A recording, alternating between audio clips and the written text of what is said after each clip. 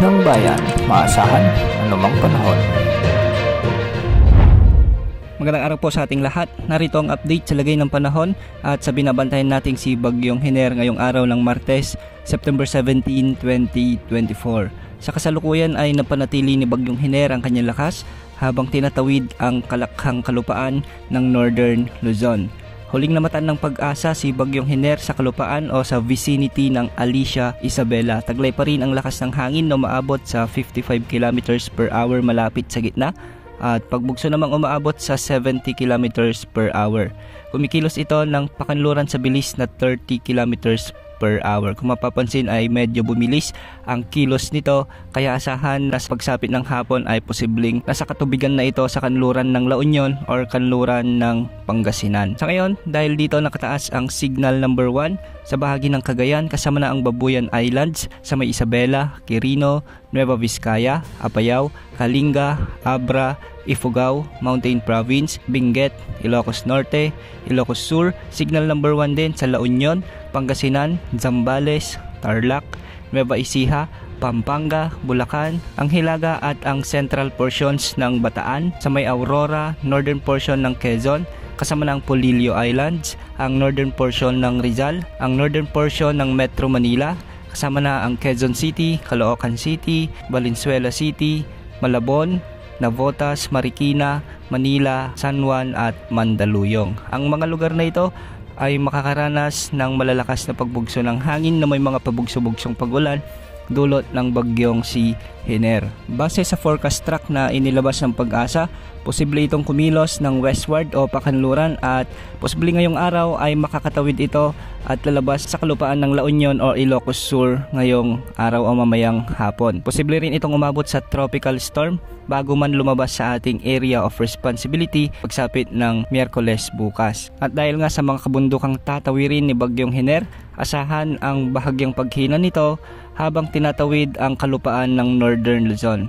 Ngunit, hindi rin inaalis ang posibilidad na ma-maintain nito ang lakas nito bilang isang tropical depression. O pagdating naman nito sa West Philippine Sea, inaasahan na lalakas ito at maabot ang tropical storm category ngayong gabi o bukas ng umaga. Hindi rin inaalis ang posibilidad na lalakas pa ito sa mga susunod na araw bago mag-landfall sa bahagi ng Vietnam o sa may China.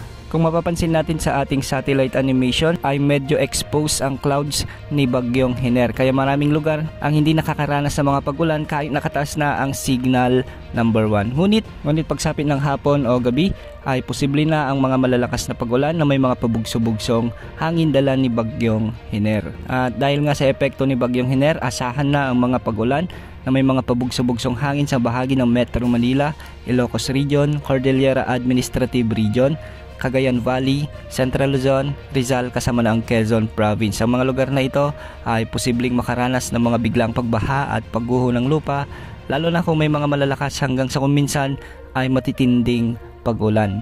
Dahil naman sa southwest monsoon o habagat, asahan naman ang mga pag-ulan sa bahagi ng Palawan, Occidental Mindoro, Aklan, Antique at Negros Occidental. Ganitong panahon din ang aasahan sa bahagi ng Western Visayas, ang nalalabing bahagi ng Mimaropa at ang Negros Island region. Dulot pa rin ito ng southwest monsoon o habagat. Ang mga lugar na ito ay posibleng makaranas ng mga katamtaman hanggang sa kung minsan ay malalakas na pagbuhos ng ulan, kaya posible ang mga biglaang pagbaha at pagguho ng lupa.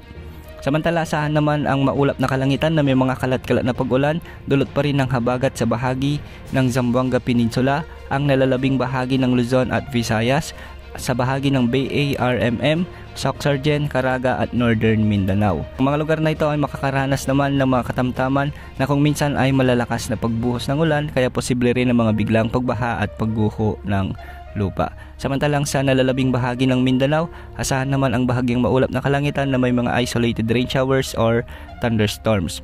Dulot pa rin ito ng umiiral na habagat na pinalalakas ng bagyong nasa labas ng ating area of responsibility na may international name na Pulasan. Huling namataan si Bagyong Pulasan sa layong 1,976 km silangan ng Central Luzon. Taglay ang lakas ng hangin na umaabot sa 65 km per hour malapit sa gitna at pagbugsong umaabot sa 80 km per hour.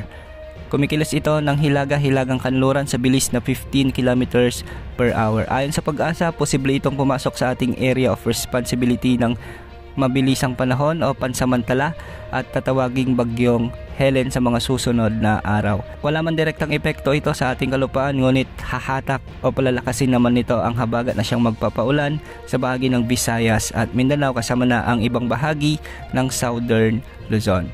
Manatiling mantabay para sa mga susunod na updates ukol sa mga sama ng panahon na ito. Ito po ang weather update ng bayan, maasahan anumang panahon.